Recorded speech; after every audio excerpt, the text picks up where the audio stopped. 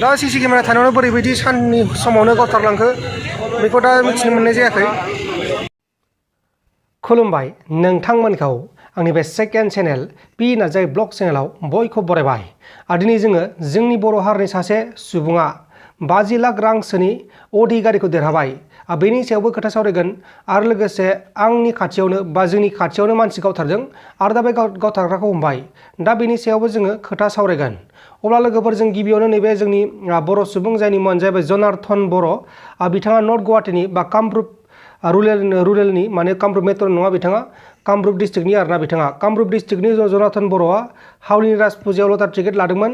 दा बिथाङा देरहाबाय अडि गारि, अडि A4 आरोना। नायबानो जाबाय नै बेखौ हावलिनिफ्रायनो फोसावदों। बिथाङा गोबां लाखि गोनां। दा बिथाङा 50 लाख रांसोनि अडि गारिखौ देरहाबाय। आरो नै बिथांनि मोखाङा नैबेनो, बिथांनि मोखांखौ नुवाखैबाथाय नायबानो जाबाय नै। आं माखासेखौ स्क्रिनाव होगोन, नोंथांमोना बेहायनो नायनो हागोन।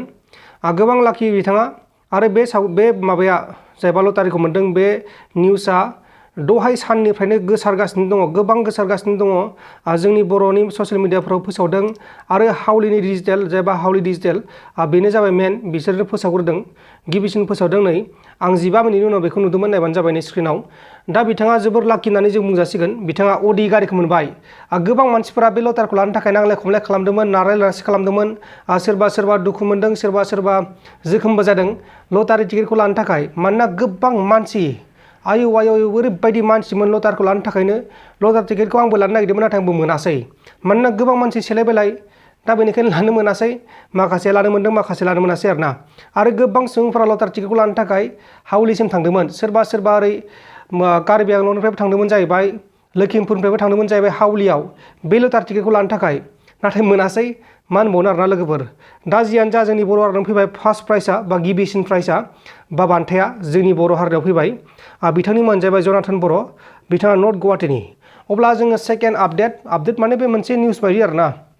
ओरैबायदि माने नैबे 6 माइल पान्जाबारि जोंनि खाथियावनो मैयाहाय मानसि गावथारदों। फैसा सोनो फैदोंमोन 2,50,000 रां बेंकआव फैबाय थायोमोन जाहैबाय, ICICI बेंकआव। बेहाय फैनानै सानफ्रामबो फैसा सोबाय थाखायो। मानोना बिथाङा डिस्ट्रिबिउटर, मानोना फैसा सोनांगौ जायो पुरबि डायरिनि जायबा गाइखेर कम्पानि, बे गाइखेर बानायो बेखौ आरो बिसोर पेकेटाव सोनानै फानो जाहैबाय, बेनि डिस्ट्रिबिउटर। दा बिथाङा फैसा सोनो फैनायावनो सानै जाहैबा राजा दास, ओमफ्राय आरो सासेया माबामोन रिजाउल इस्लाम ना रिजाउल आलि आरोना। बिदिनो सासेया मुस्लिम, सासेया हारसा मानसि। बिसोर दा हमजाबाय, मैयानि हराव हमजादों। दिसपुर पुलिसा हमदों। दा बिसोरखौ हमनानै फासिथ' होखानांगौ नङा होमबा लोगोफोर। मालिनि संसार गोनां, गथ' गथाय गोनां, बिसि गोनां जायबा रनजित बराखौ गावथारदों बिसोरो डिस्ट्रिबिउटरखौ। दा जायबा बिसोर हमजादों बिसोरनि सावगारिखौथ' देखायनाय जायाखै, नाथाय बिसोरखौ दा हमनानै जोबथेसालियाव दैथायहरनाय जाबाय होननानै खोनादों। मानोना बिसोरो मानसि बुथारदों, सानथिं बाथिं मानसि बुथारदों। माखासे भिडिअबो दङ आं लानाय बे जाथाय जानाय जायगानि। बेहाय गोबां मिडियाफोर फैदोंमोन, गोबां माने आंबो थांदों आरोना, आंखौ लिंहरदोंमोन, बेनिखायनो आंबो थांदोंमोन। माखासे भिडिअखौ नायबानो जाबाय नै।